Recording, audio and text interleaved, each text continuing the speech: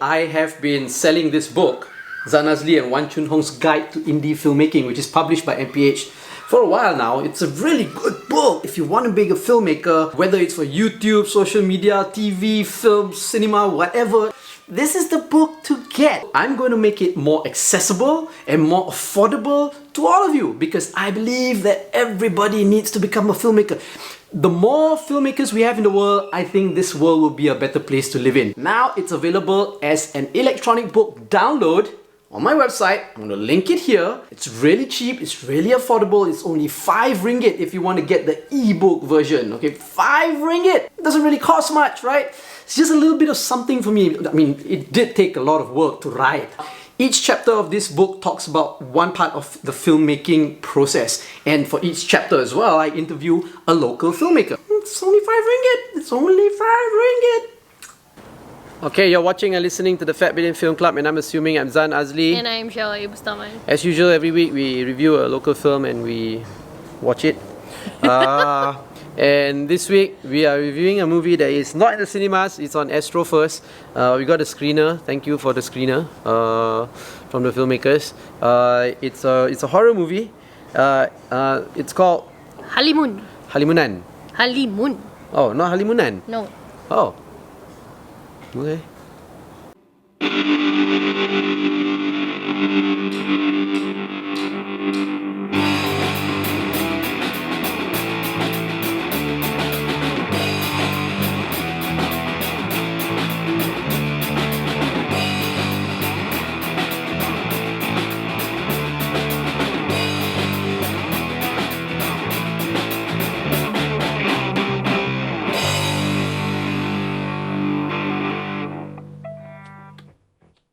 Okay, so I watched the film.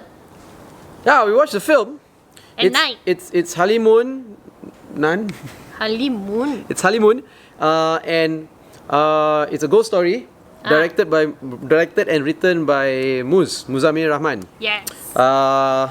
We like Muz. He did Prebet Sapu. Yes. We really like Prebet Sapu. Prebet Sapu is a really good movie. I loved Prebet Sapu. Yes. So you want to tell everybody what? But this one was made for. I guess this is like a super telly lah. Made for TV movie. Made for made for Astro, TV movie. Astro first. So it's on Astro first right now. What's it about? Okay, so it stars Bito Kushari and Nabila Huda. Bito Kushari is a hotel manager that meets Nabila Huda by chance, and he falls in love with her and marries her, and then it turns out that she has like a thing following her around. Oh, I thought she had a thing for him. She did have a thing for him. Really? It's weird, you know, because his asam pedas. Yeah. Like she likes it spicy, I guess. but it's so weird though because they're brother and sister. Yeah, okay, they moved on from that. Anyways, They moved on from being brothers and sisters to being husband and wife. They transcended to become husband From and wife. incest to... Okay, anyway, so Bito Yeah. Kushari's character Zahir meets Nabila Huda's character Laila, and then they get married, and then He works in a hotel. It's That's how all they meet. great, and then 4 months later she's pregnant, and then he has to go for like a work trip, and then like some shit goes down, and then some other shit goes down, and then he calls his friend. His friend's an ustad. His friend is who like exorcise people who get possessed and all that. Yeah, So but he's it's about like it's about possession lah. He's like a good looking ustad. Yeah. Okay, like damn. It's like you would hit that ustad. Anyway, so he calls his ustad friend Hadi to come. His ustad friend apparently like gets rid of the thing that was following. Okay. Okay, can you wait inside please? Follows Laila's character, seems small. Wait inside. And then but then it skips to like another 4 months later, and some stuff has also again basically gone down lah. So yeah, so that's basically what the film is about. Oh, please, Achilles. So distracting. I'm gonna go read a monster book. But I cannot read. Ask Auntie Jenny read for you. Go, ask Auntie Jenny for the peach lollipop. You go first, go. Go lah. No. Then you don't get the lollipop. I want you to go with me. I cannot go with you. You have to ask Auntie Jenny. Go. See, Gambi waiting for you. Okay. Okay, go. Go. Okay. Okay. Mom, what? Go. And then, okay, so what do we think of the film?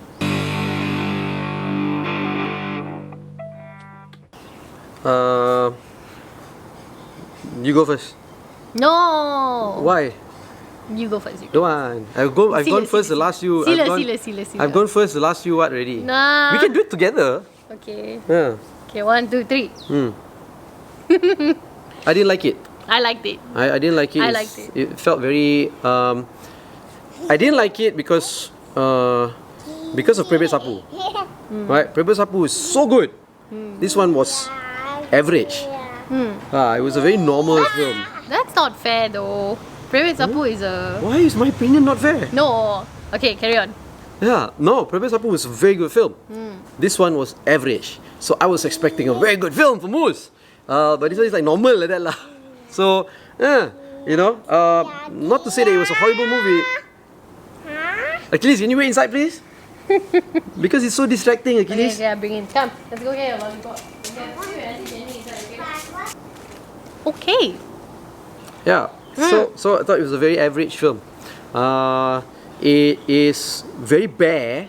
It's very bare because it only has like 4 people in it. For the very most 5 people acting in the film. And which actually should not be a problem. It shouldn't be a problem.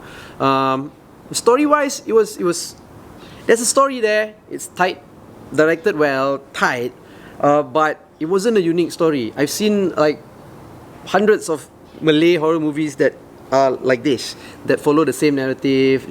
Someone who's pregnant gets possessed, and trying to the rasukan, and you have to throw away the rasukan, and then die but then come back to life, but in a very evil way and all that. I've seen this since the 80s already, so it was nothing new for me, so that's why I didn't find it that interesting lah. I mean, performance wise, yeah, they're good actors. Script. One thing that I also didn't really enjoy was the dialogue. The dialogue was so scripted. The dialogue was very, very scripted. If you watch Prebet Sapu, the dialogue was so natural. It was almost like improv, and they're just talking like normal people would talk. This one was a little bit scripted. It was so sterile the way they spoke, so I didn't really like that lah. But I don't know. The ghost looked scary. Didn't scare me because I'm not scared of these kind of things. I'm like Zahir in the beginning, right? You don't know how to baca doa kunut. No, I know how to baca doa kunut. Allahumma dini fi ma hadait wa afini fi ma afait. You don't know how to baca ayat kursi. I know how to baca. So no, not that. Like, because Zahir in the movie his early stage of his character is like he doesn't believe in all this, right? Like, me neither. Okay, I really liked it. Yeah. I didn't really like it like I really liked Prebet Sapu or KLGU, but I liked it as a film. I think because I wasn't really comparing it to Prebet Sapu. I think Prebet Sapu had like a bigger team. Bebra and Moose were working on it together. And I don't know if Moose was commissioned to do this or what. But it just felt like you said there was a lot more heart into it. But judging this Halimun as a standalone film, it wasn't bad. It wasn't bad, like you said. It's not like Prebet Sapu, but it wasn't bad. These are the reasons to why I liked it. Okay, first, I really like seeing Bita Kushari and Nabila Huda in these roles, because it finally feels like they're on screen together and actually have chemistry as their characters engage with each other. So their characters actually have like chemistry. I guess it also helps that they're friends, so there is already some like affection. So that really came through. Also, if you've seen our previous reviews, we're not really fond of Nabila Huda because of the way that the characters that she always takes on are they're very like extra like that. Like, she's always shouting, it's always a bit too much. But this time it feels like a really mature character, and her performance was actually really good. Like, I felt like she delivered the character really well. well, we all know how I feel about Bito Kushari, and it was just really good to see him in a film that is not racist propaganda. Oh, thank you.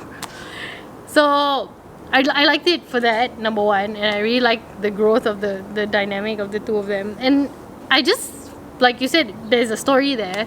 I didn't really feel like the story was repetitive. Sure, No, it wasn't repetitive.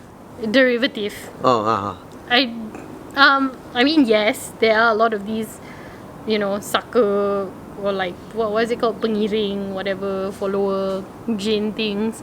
But the interesting part of this story is the fact that it transcended the original owners. Which is what soccer is, huh? Yeah. So it transcended the original owners, but one Fleur knew that there was a sucker, and the other Fleur did not. So, and you see the way that they handle it also was kind of different, and I guess it leads into how the kind of choices that they make was also kind of different. Like Laila clearly was a little bit more religious. I don't know if it was because of her sucker or she was trying to keep the sucker away. She was an orphan. She's sembahyang. People who are orphans usually. Oh, is it? No, I mean, I don't know any people who orphans. are suppressed, oppressed, they tend to be more pious and religious. Yeah, but I felt like it was interesting that her character could acknowledge that there was a sucker, and kind of knew how to deal with it. Despite the fact that it's like shirik or whatever, but it actually kind of in a way brought her closer to God, if that was the reason lah. But it was just interesting to see that sort of, how that played out for her character. And then, the blissfully unaware Zahir is kind of just like whatever lah, just doing his own thing. So I like that. I kind of liked how that sort of played out, and how it sort of played out, in that parallel, and how it sort of made Zahir sort of more vulnerable when, in his time of grief. And that's the last thing I like about the film. I like how the film talks about dealing with grief and loss. Yeah, that's true. The dealing with grief thing is different people have different ways of dealing with it, or even not being able to deal with it, right? Yeah. So this one this story did show that lah. Yeah. I'm not sure if Laila, spoiler alert by the way, if Laila dies because the sucker is gone, and it also like took her baby with it, right? So was the baby actually the manifestation of the sucker? Obviously residual Talbis Iblis vibes coming, but like, was the baby also part of this whole sucker arrangement? Or when you take away the sucker, the other life form has to go also, or what? I'm not really sure of the mechanics of this lah, okay? But she seemed to understand that she was going to die, and we're not even sure how she died, but she knew that she was going to die, and she was dealing with the loss of her child and her impending death quite well. It was very gracious. And again, in parallel and contrast to Zahir, he was not handling loss or grief well at all. Was this meant to be tied to the fact that one Fleur was quite religious and one Fleur was not? I don't think so. I think it was really just showing the different human ways of dealing with loss and grief, and I kind of really appreciated how sophisticated that idea was and how it was executed in a horror film. Yeah, so that's why I like the film lah.